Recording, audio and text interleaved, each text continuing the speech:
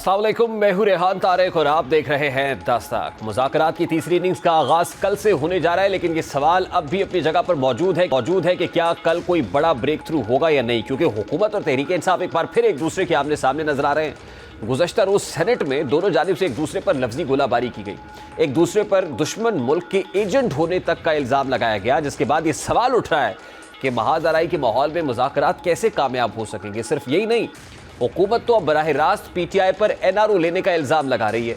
वज़ीर कानून आज़म नज़ीर तारड़ गुज़श्ता रोज़ सेनेट के इजलास में गुफ्तगू करते हुए कहते हैं कि ये लोग सारी ज़िंदगी हमें कहते हैं एनआरओ नहीं देंगे, लेकिन पीटीआई अब ये मुतालबा कर रही है कि दहशत गर्दी या करप्शन केसेस में जो जेलों में बंद हैं एग्जेक्टिव ऑर्डर से उन्हें रिहा करे। आज़म नज़ीर तारड़ साहब जो लॉ मिनिस्टर हैं, उन्होंने इस बारे में क्या कहा, सबसे पहले उसकी एक झलक आपको दिखाते हैं। और एनआरओ नहीं देंगे, और अब जो मुतालबा सामने आया है उन्होंने कहा है कि जी एग्जेक्टिव ऑर्डर के जरिए जो बंदे मुकदमात में मुलव्वस हैं और जेलों में बंद हैं और जिन पे इंसदाद दहशत गर्दी समेत दीगर जराइम के और करप्शन के केसेस चल रहे हैं, हुकूमत उन्हें रिहा कर दे। यानी हुकूमत ये तासुर दे रही है कि तहरीक इंसाफ सारे हरबे आजमाने के बाद अब आखिर में एनआरओ का मुतालबा कर रही है। यही वजह है कि तहरीक इंसाफ तहरीरी मुतालबात लिखकर देने से गुरेज आए, क्योंकि उसको खदशा था कि हुकूमत इन तहरीरी मुतालबात को मीडिया पर लहरा कर अपनी कामयाबी का शोर डालकर ये बताने की कोशिश करेगी कि तहरीक इंसाफ ने हुकूमत से डील मांगी है। अब एक तरफ आज़म नज़ीर कर रहे हैं कि तहरीक इंसाफ हुकूमत से डील चाहती है, और दूसरी जानिब राना सनाउल्लाह तो हाथ खड़े कर रहे हैं। वो कहते हैं कि अगर तहरीक इंसाफ हमसे मुज़ाकरात करना चाहती है तो हमसे हमारी हैसियत के मुताबिक मांगे, पीटीआई हमसे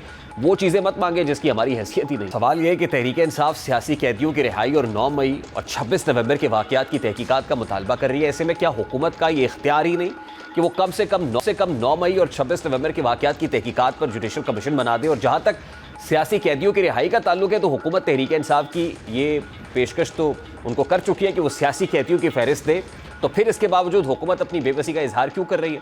इसका मतलब ये हुआ कि हुकूमत और तहरीक इंसाफ में बानी पीटीआई की रिहाई को लेकर रुकावट खड़ी हो रही है। हुकूमत जानती है कि अगर बानी पीटीआई को रिहा भी कर दिया जाए तो फिर भी वो खामोशी से नहीं बैठेंगे, बल्कि वो नए इलेक्शंस के लिए जदोजहद करेंगे। इसलिए हुकूमत नहीं चाहती कि बानी पीटीआई की गैर मशरूत तौर पर रिहाई हो। अगर ये डेडलॉक बरकरार रहता है तो हुकूमत के लिए भी ये कोई अच्छी खबर तो नहीं होगी, क्योंकि उसको खदशा है कि वो बैकडोर राब्तों के जरिए तहरीक इंसाफ की बात बन सकती है। और तहरीक इंसाफ भी ये बात अच्छे से जानती है कि असल बात बैकडोर राब्तों के जरिए ही बनती है। और अली अमीन गंडापुर तो पसे पर्दा ताकतों से राब्ते में भी है, यहाँ तक कि वो 26 नवंबर और 9 मई के वाक़यात आर्मी चीफ की मौजूदगी में वज़ीर आज़म शहबाज शरीफ से तल्ख होते हुए नजर आए। इस हवाले से अली अमीन गंडापुर ने कुछ रोज़ कबल वज़ीर आज़म से अपनी तल्ख कलामी का जिक्र कैसे किया था, ज़रा वो आपके सामने रखता है। ऐसे एपेक्स फोरम के ऊपर करना बिल्कुल नामुनासिब है। एक मुल्क के वज़ीर आज़म के लिए एक मुल्क का वज़ीर आज़म इस तरह की बात कर रहा है कि इतना बड़ा एक थाने हुआ, इतना बड़ा एक जुल्म हुआ, एक पॉलिटिकल पार्टी के वर्कर के ऊपर गोलियां बरसाई गई रियासत की तरफ से, और वो ये कह रहा है आगे से कि जी ऐसा कुछ नहीं हुआ। बात है कि हम लोग गए, रेड जोन में गए, हम लोग बगैर इजाजत के आए, लेकिन हमें पॉलिटिकल पार्टी है, हमारे पॉलिटिकल वर्कर थे, इस मुल्क के लोग थे, उनके ऊपर जो रवैया इख्तियार किया गया इस पे हमारे कंसर्न है, रहेंगे, हम ये इंसाफ मांगेंगे, हम इसको इस तरह नहीं जाने देंगे। और चूंकि फिर वहाँ पे इसाक डार साहब मौजूद थे और वो चूंकि हमारी कमेटी के मेंबर भी हैं, जो हमारी बनी है अभी मुदाखलत कमेटी, तो उन्होंने ये कहा उसके ऊपर के क्योंकि आपने ऑलरेडी वहाँ पर भी कमीशन का बोला हुआ है, तो इस मसले के ऊपर उस कमीशन में भी बात जो हो रही है कमीशन के बारे में तो मुज़ाकरात हो रहे हैं, तो उसको फिर वहाँ पे डिस्कस किया जाएगा। अब अली अमीन गंडापुर का आर्मी चीफ के सामने शहबाज शरीफ के साथ तल्ख होना और इसके बावजूद आर्मी चीफ का दौरा पेशावर के मौके पर अली अमीन गंडापुर के साथ होना हुकूमत को खटक तो रहा है। यहाँ तक कि हुकूमत को बार बार ये यकीन दहानियाँ कराना पड़ रही हैं कि हुकूमत अपने 5 साल पूरे करेगी और शहबाज शरीफ ही वज़ीर आज़म रहेंगे, जिसका मतलब ये हुआ कि हुकूमत को दाल में कुछ काला नजर आ रहा है। इसलिए हुकूमत भी कहीं ना कहीं ये ख्वाहिश ज़रूर कर रही है कि कुछ ऐसी राह निकले जिसमें हुकूमत के लिए भी सियासी रास्ता खुला रहे। यही वजह है कि सेनेटर इरफान सिद्दीकी कहते हैं कि पीटीआई से मुज़ाकरात करने वाली हुकूमती कमेटी एक करी को अज़ खुद तहलील नहीं हो जाए। इरफान सिद्दीकी की बात से तो ऐसा लग रहा है कि हुकूमत चाहती है कि मुज़ाकरात के जरिए कोई हल निकले, और इसके लिए हुकूमत अदलिया और फौज की मदद में लेने के लिए तैयार नजर आ रही है। जबकि तहरीक इंसाफ तो साफ कह रही है कि कल मुज़ाकरात पर अमल नहीं होता तो फिर हुकूमत और पीटीआई के रास्ते जुदा जुदा हो जाएंगे। अब देखा जाए तो जो कशीदगी का माहौल बना हुआ है उसमें संजीदा मुज़ाकरात का होना बेहद ज़रूरी है, लेकिन बहुत मुश्किल भी नज़र आ रहा है। मौलाना फजलुर रहमान साहब अभी ये फरमाते हैं कि मैं मुज़ाकरात का हामी हूँ, लेकिन मुज़ाकरात के लिए साजगार माहौल आपसे अर्ज कर दिया कि मैं सियासी आदमी हूँ और मुज़ाकरात का कायल, और मुज़ाकरात ही से मामलात ठीक होते हैं। माहौल भी होना चाहिए, वो माहौल कि मुज़ाकरात की कामयाबी की उम्मीद की जा सके। اس وقت پاکستان تحریک انصاف کے رہنما شوکت یوسفزئی صاحب نے ہمیں جوائن کیا. السلام علیکم شوکت یوسفزئی صاحب, بہت بہت شکریہ آپ کے وقت کے لیے. کل حکومت اور پاکستان تحریک انصاف کی مذاکراتی کمیٹیوں کے مابین تیسرا دور شروع ہونے جا رہا ہے. آپ کو لگتا ہے کہ یہ تیسرا دور حتمی دور ہوگا, کنکلوسیو ہوگا؟ بسم اللہ الرحمن الرحیم, بہت شکریہ. دیکھیں اگر وزراء کے بیانات کو آپ دیکھ رہے ہیں تو میرے خیال سے تو کل دی اینڈ ہو جائے گا. اگر جس طرح وہ بیانات دے رہے ہیں, جس طرح مریم نواز اپنے ہر سپیچ میں عمران خان سے شروع کرتی ہے, عمران خان پہ ختم کرتی ہے, اور اس طرح ان کے جو وزراء ہیں, تو جو حالات انہوں نے بنائے ہوئے ہیں مجھے نہیں لگتا کہ ان کو کوئی خوف ہے یا پیچھے سے کوئی ڈنڈا ہے. کیا ہے مسئلہ, کیا ہے آخر کہ مذاکرات کر بھی رہے ہیں اور جس انداز سے وہ نوید سنا رہے ہیں کہ جی یہ ہو جائے گا وہ ہو جائے گا, تو مجھے سمجھ نہیں آ رہی ہے. لیکن بہرحال پھر بھی ہم ہوپ فل ہیں, ہم اپنے مخلصانہ طور پہ ہم یہ کوشش ہے ہماری, اور کل انشاءاللہ بڑے دل کھول کر مذاکرات کر رہے ہیں. باقی لیکن اس کے باوجود آپ حکومتی رویے سے کو بہت زیادہ پر امید دکھائی نہیں دیتے. شوکت یوسفزئی صاحب, حکومت یہ کہہ رہی ہے, خاص طور پہ رانا ثناء اللہ صاحب کا ان پرٹیکولر یہ سٹیٹمنٹ ہے کہ آپ ایک ایگزیکٹو آرڈر کے تحت آپ چاہتے ہیں وفاقی حکومت ایگزیکٹو آرڈر کے تحت قیدیوں کو رہا کرے بشمول عمران خان صاحب, تو ایگزیکٹو آرڈر مانگ رہے ہیں آپ, جو دوسرے الفاظ میں NRO ہے. دیکھیں یہ اب مسئلہ یہ ہے نا کہ آپ کچھ بھی کہہ لیں. 3-4 دنوں سے میں سن رہا ہوں کہ جی NRO مانگ رہا ہے, NRO مانگ رہا ہے. ہم چیخ رہے ہیں کہ ہمیں نہیں چاہیے NRO. ہم کہہ رہے ہیں کہ ہمیں ایگزیکٹو آرڈر کے ذریعے رہائی نہیں چاہیے. ہم یہ کہتے ہیں کہ جو جعلی مقدمات ہیں ان کو ایک سائڈ پہ کر دیں, جو مقدمات ہیں وہ آپ عدالتوں کو چھوڑیں کہ وہ اپنے فیصلے کر لیں. اگر آپ عدالت سے کہیں گے کہ جی آج بھی فیصلہ نہیں سنانا ہے, کل بھی نہیں سنانا ہے, پرسوں بھی نہیں سنانا ہے, پھر اس کے بعد یہ کہ جس کی رہائی ہوتی ہے اس کو کہتے ہیں جی دوبارہ گرفتار کر لیں, ہم یہ چیزیں روکنا چاہتے ہیں. ہم اس کوئی دیکھیں عمران خان کسی صورت NRO نہیں لے گا, یہ ان کی غلط فہمی ہے. یہ شاید یہ سمجھتے ہیں کہ تیش میں آگے کہہ دیں گے کہ جی ہاں ٹھیک ہے ہم لیتے ہیں, ہم پھر بھی نہیں لیں گے. لیں گے بھی نہیں, دیں گے. یوسفزئی صاحب, ابھی تک مذاکرات کے 2 ادوار ہو گئے لیکن سبسٹینٹیو نہیں ہوئے. اس میں جو باتیں ڈسکس ہونی چاہیے لگتا ہے کہ وہ ڈسکس نہیں ہو رہی. ابھی تو آپ نے ایز آف ناؤ تحریری طور پر اپنے مطالبات نہیں دیے جو حکومت ڈیمانڈ کر رہی ہے. اس کے بعد TORs پہ بات ہونی چاہیے, TORs پہ بات نہیں ہو رہی.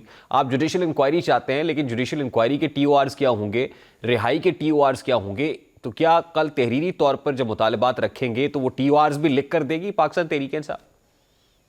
دیکھیں TORs لکھے نہیں جاتے ہیں, TORs ڈسکس ہوتے ہیں. 2 میٹنگوں میں انہوں نے کیوں ڈسکس نہیں کیا؟ کیا ان کو مطالبات کا نہیں پتہ ہے؟ وربلی تو ان سب کو کہہ دیا گیا ہے کہ جی ہمارے 2 ہی مطالبات ہیں, ایک بے گناہ سیاسی ورکروں کی رہائی اور دوسرا یہ کہ 9 مئی اور 26 نومبر کے واقعات کی جوڈیشل انکوائری. اب آپ مجھے بتائیں کہ یہ کام تو حکومت کا ہے نا, TORs کون بنائے گی؟ حکومت بنائے گی, حکومت ڈسکس کرے. اگر حکومت سنجیدہ ہے, لیکن سنجیدہ نہیں ہے, یا ان کے پاس جو لوگ سنجیدہ ہیں ان کے پاس اختیار نہیں ہے. یہ میں آپ کو صحیح بتا رہا ہوں. آج جو میں رانا ثناء اللہ پھر بھی گزارے حال باتیں کرتے ہیں, لیکن باقی ان کے دیکھیں خواجہ آصف اور یہ جو اپنے آپ کو سینئر لوگ کہتے ہیں پاکستان کے مامے چاچے, یہ کس طرح کی باتیں کرتے ہیں اور کیا چاہتے ہیں اس ملک سے. مطلب ملک کو یہاں تک پہنچا دیا کہ بجلی کہتے ہیں سستی کرتے ہیں, تو کئی 50 پیسے بجلی سستی کریں گے اور 3-4 روپے پیٹرول مہنگا کر دیا. تو کیا یہ ریلیف دے رہے ہیں عوام کو؟ 1 روپے کا ریلیف نہیں دے سکتے ہیں. یہ سارا ڈرامہ ہے لوگوں کو وہ کرنے کے لیے. 2 دن سے ہم سن رہے تھے کہ جی بجلی کی قیمتوں میں کمی ہو رہی ہے. آپ نے دیکھا کتنی کمی ہو گئی, اور ایک ساتھ پیٹرول بھی مہنگا کر دیا. تو یہ جو ڈرامے ہیں یہ حکومت اب چھوڑ دے, ریلیف دے نہیں سکتی ہے. میں تو کہہ رہا ہوں کہ عوام کا پیچھا چھوڑ دے. شوکت یوسفزئی صاحب, آپ جو مطالبہ حکومت سے کر رہے تھے, حکومت نے وہ مطالبہ پورا ایٹ لیسٹ وہاں تک تو کر دیا کہ ملاقات ہو گئی مذاکراتی کمیٹی کی بھی عمران خان صاحب سے. اب کچھ چیزیں ایسی ہیں جو پاکستان تحریک انصاف کو کرنی ہے, تو کیا PTI اس کے لیے سنجیدہ ہے؟ کہ آپ PTI کہیں کو فلیکسیبلٹی کریٹ کرے گی ان 2 مطالبات میں جو مطالبات وہ رکھ رہی ہے حکومت کے سامنے؟ دیکھیں فلیکسیبلٹی کیا ہوتی ہے, اور کہ پورے مہینے میں دو مطالبات شروع دن سے ہم نے بتائے ہیں. پورا مہینہ تو ہو گیا اور ابھی بھی 15-20 دن اور بھی دے رہے ہیں ہم 31 جنوری تک.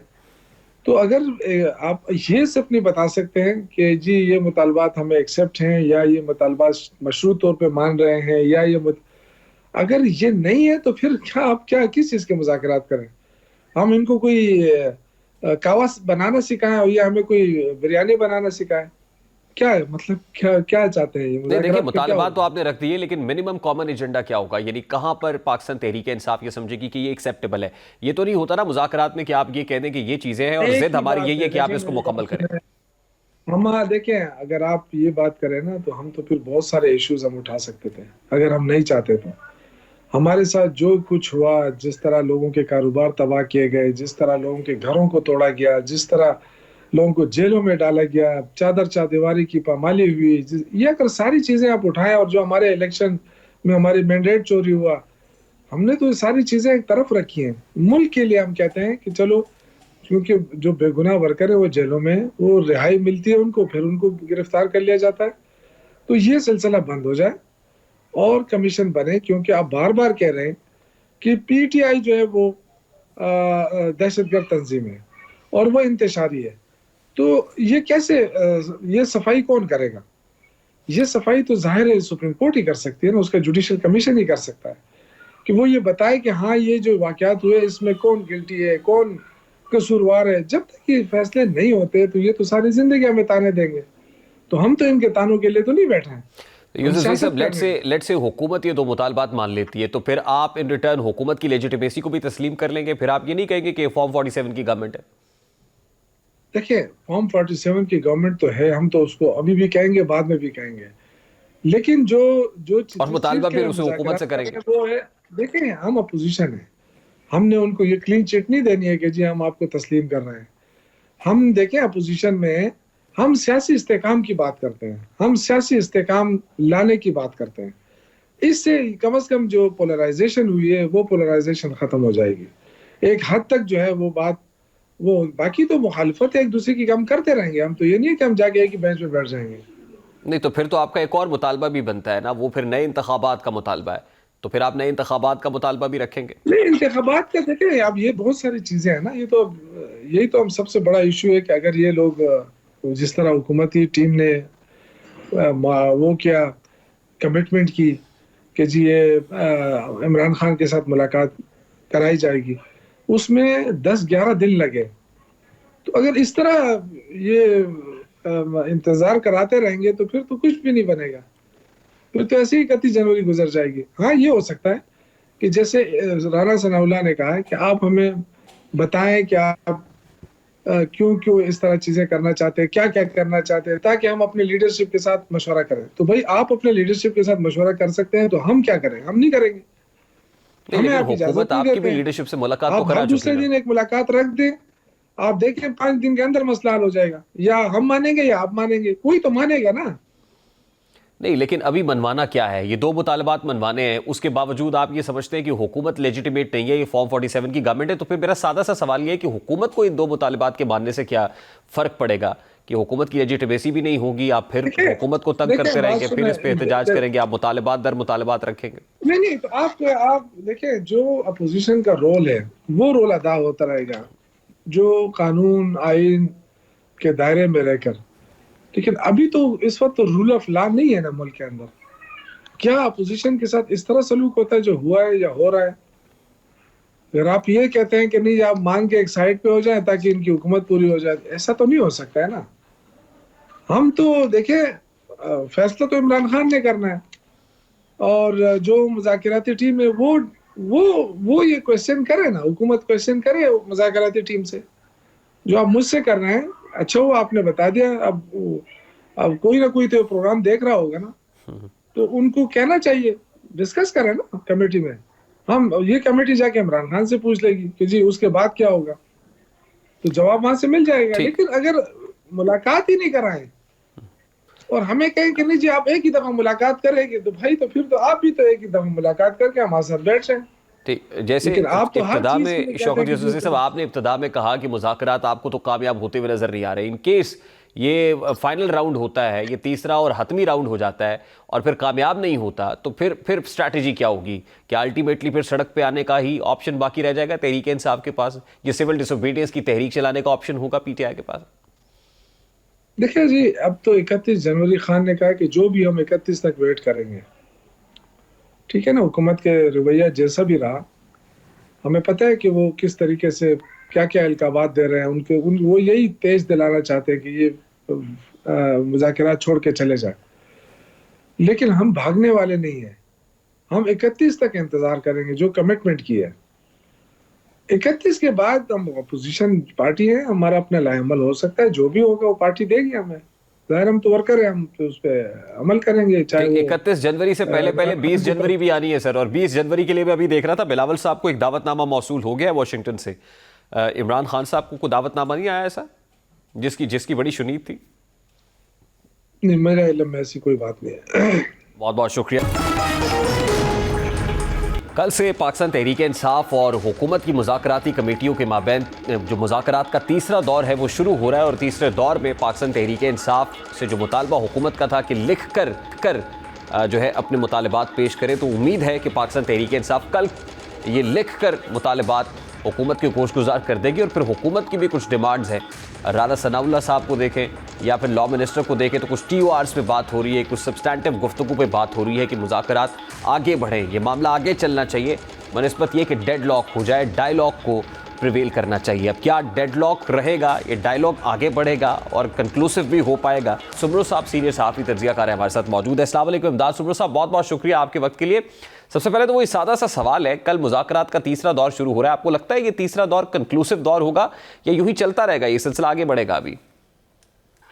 دیکھیں 31 جنوری تک تو معاملہ آگے جا سکتا ہے. 31 جنوری کی ڈیڈ لائن ہے, ڈیڈ لائن بڑھ بھی سکتی ہے آگے, کیونکہ مذاکرات جن کی ڈیمانڈ ہے, جن کا تقاضا ہے, ان کو کوئی اور آپشن نظر نہیں آ رہا. کل مذاکرات کا تیسرا دور ہے, پرسوں جو 190 ملین پاؤنڈ کا کیس ہے اور ان کے جو بڑے ملزم ہیں مرکزی, ان کی آپ اگر اسٹیٹمنٹ پڑھ لیں, کل کا جو ان کا ٹویٹ ہے, تو نظر آ رہا ہے کہ ان کو اندازہ ہے کہ اس میں پھنس گئے, اس لیے وہ ادھر ادھر کے لوگوں کو پھنسانے کی کوشش کر رہے ہیں. نواز شریف صاحب کو, زرداری صاحب کا نام لیا جا رہا ہے.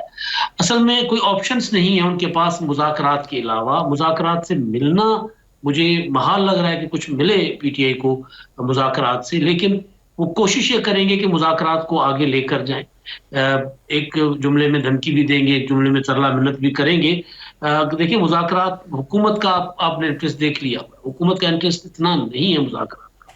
ہوتا یوں ہے کہ جب بھی کوئی اپوزیشن بار بار تحریک چلاتی ہے, بار بار لانگ مارچز کرتی ہے, تو حکومت اس کے ساتھ انگیج کرنا چاہتی ہے. اس بار الٹا ہوا ہے. 26 نومبر کا ایڈونچر ناکام ہونے کے بعد جو سول نافرمانی کی کال دی, اور اس کے ساتھ عمران خان صاحب نے خود جو ہے وہ مذاکرات کی پیشکش بھی کی اور کمیٹی بھی بنائی. اس کے بعد صاحب دیکھیں 190 ملین پاؤنڈ کیس کی جہاں تک بات ہے, جس کا فیصلہ پرسوں ایکسپیکٹڈ ہے, پتہ نہیں وہ کو چوتھی بار بھی مؤخر اگر نہ ہو جائے تو پرسوں آ جائے گا, لیکن حکومتی شخصیات پارلیمان کے اندر ہوں یا پارلیمان سے باہر, جیسا کہ آج مریم نواز شریف صاحبہ نے بھی 190 ملین پاؤنڈ کیس پر بہت سٹریس کیا, بہت زور دیا جب وہ سیالکوٹ میں طلباء سے خطاب کر رہی تھی, تو کیا حکومت بھی 190 ملین پاؤنڈ کیس کے ذریعے سے کوئی دباؤ بڑھانا چاہتی ہے in the middle of these negotiations, مذاکرات کے دوران ہی کہ P T I per pressure ہے؟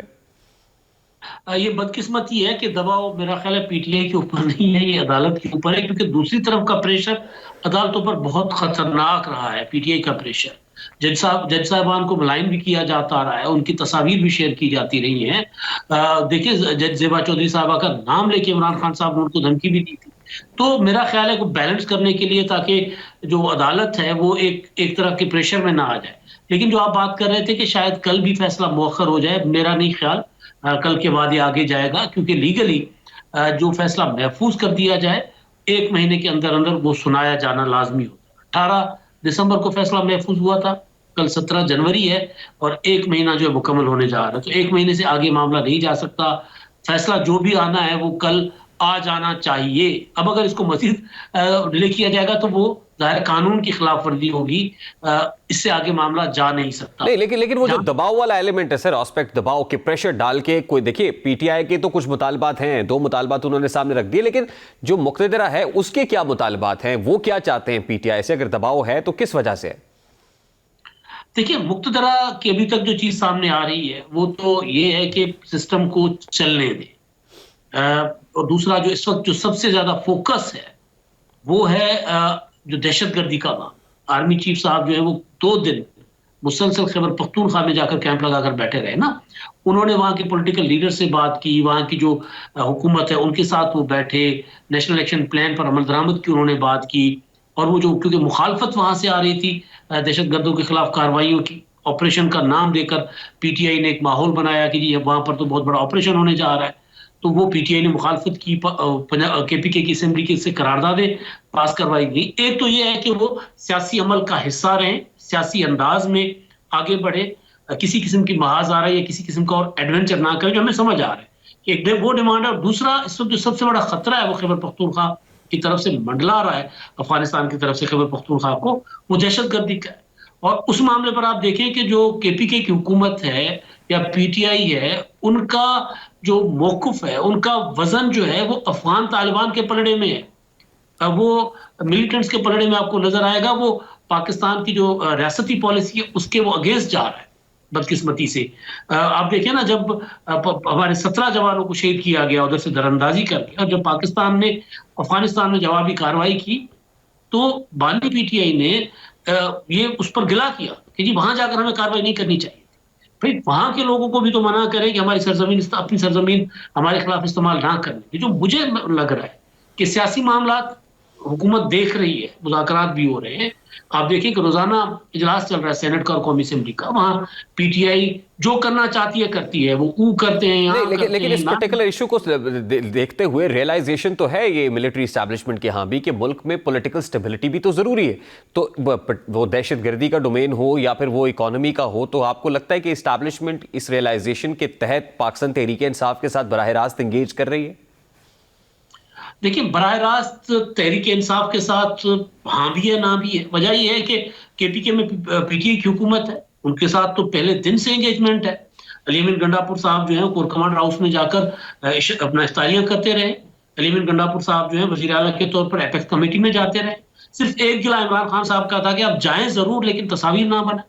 اسٹیبلشمنٹ کے ساتھ, وزیر داخلہ محسن نقوی کے ساتھ ان کا جو تعلق سے عمران خان صاحب کو گلا رہا ہے, لیکن وہ انگیجمنٹ تو ہے. پی ٹی آئی دیکھیے پولیٹیکل حقیقت تو ہے, اور یہ اسٹیبلشمنٹ کو پتہ ہے کہ پی ٹی آئی کا ایک سپورٹ بیس موجود ہے, لیکن پی ٹی آئی کے دو رخ ہیں نا. جس پی ٹی آئی کے پہلو سے ہے, جس ان کے انداز سے اسٹیبلشمنٹ کو, حکومت کو, سیاستدانوں کو یا ہمارے جیسے پرامن شہریوں کو تکلیف ہوتی ہے, وہ یہ ہے کہ بھئی آپ سیاست کو سیاسی انداز میں کیجئے.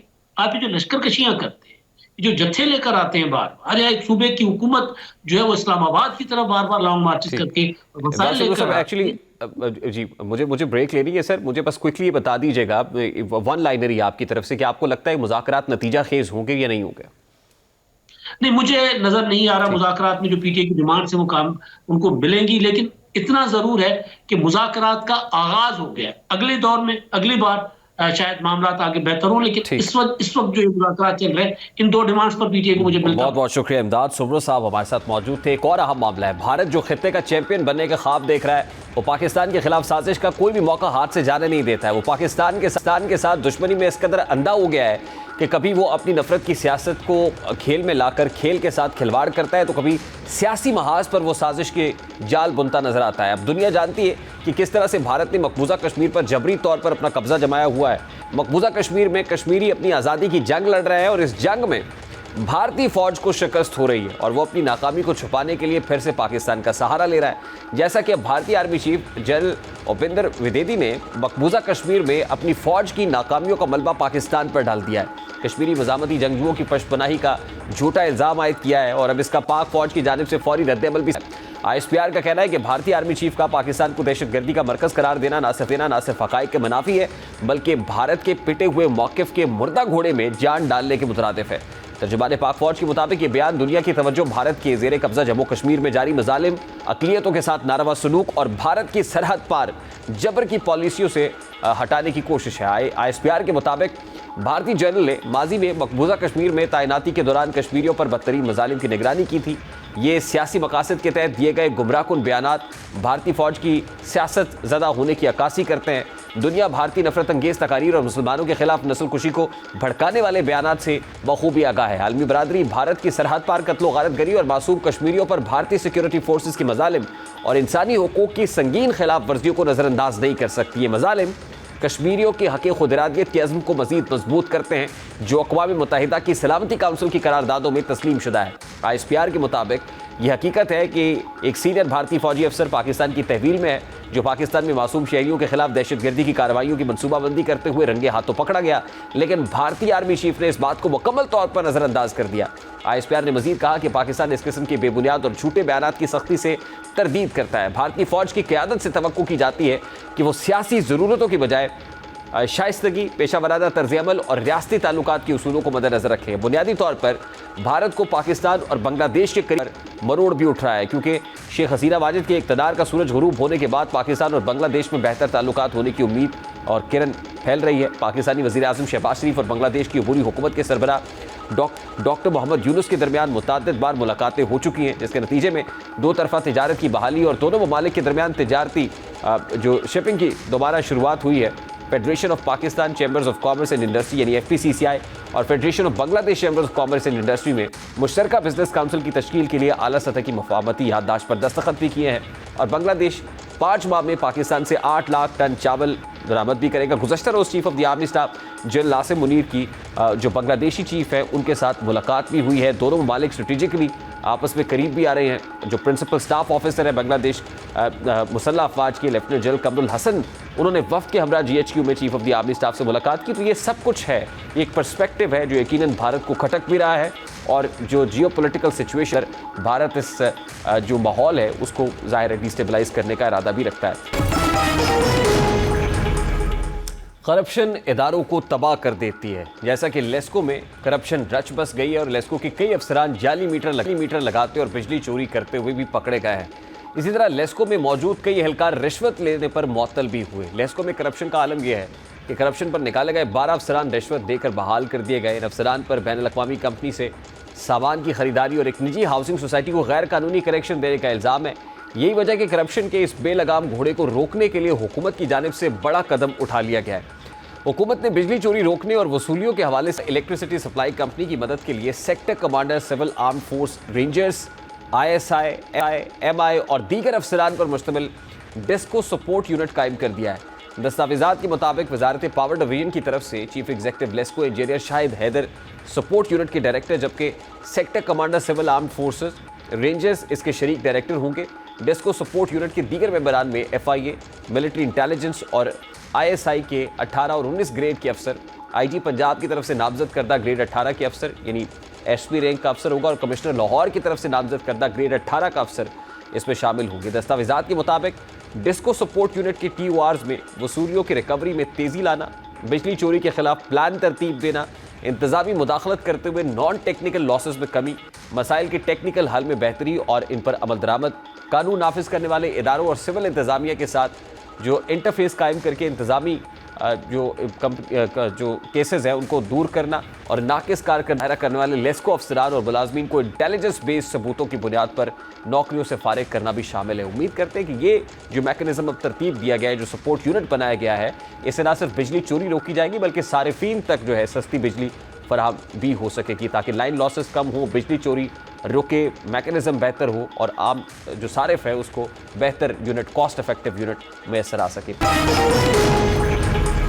ہر چیز کا اچھا یا برا استعمال ہوتا ہے، لیکن یہ استعمال کرنے والے پر منحصر ہے کہ وہ اس کا مثبت استعمال کرتا ہے یا منفی۔ جیسا کہ کئی سوشل میڈیا انفلوئنسرز ایسے ہیں جو مثبت اور تعمیری مواد بناتے ہیں، جبکہ کچھ انفلوئنسرز ایسے ہیں جو سستی شہرت کے لیے منفی ہتھ کنڈے آزماتے ہیں۔ یہ وجہ کہ بعض سوشل میڈیا انفلوئنسرز پر یہ الزام لگ رہا ہے کہ وہ نامناسب قسم کا مواد بنا رہے ہیں اور وہ شہرت کے لیے گالم گلوچ کا سہارا لیتے ہوئے بھی نظر آتے ہیں، جس کی وجہ سے نوجوان گمراہ ہو رہے ہیں، جیسا کہ مشہور ٹک ٹاکرز اور یوٹیوبرز رجب بٹ، ڈکی بھائی اور رابعہ فیصل پر یہ الزام لگ رہا ہے کہ وہ نوجوانوں کو گمراہ کرنے والا مواد شہرت حاصل کر رہے ہیں۔ اب یہی وجہ ہے کہ رجب بٹ، ڈکی بھائی اور رابعہ فیصل سمیت دیگر کے خلاف نازیبا اور فحش مواد پھیلانے کے الزام میں مقدمہ درج کرنے کی درخواست دائر کر دی گئی ہے۔ یہ درخواست ایڈوکیٹ منور اقبال کی جانب سے جمع کرائی گئی، جس میں additional director FIA cyber crime Multan کو بھی فریق بنایا گیا ہے، اور درخواست گزار کے مطابق ان افراد کی ویڈیوز معاشرے میں غیر اخلاقی رجحانات کو فروغ دے رہی ہیں۔ درخواست میں موقف اختیار کیا گیا ہے کہ سوشل میڈیا پلیٹ فارمز پر ایسے مواد کی روک تھام کے لیے قانونی کارروائی ضروری ہے تاکہ معاشرتی اقدار کا تحفظ یقینی بنائے۔ اس حوالے سے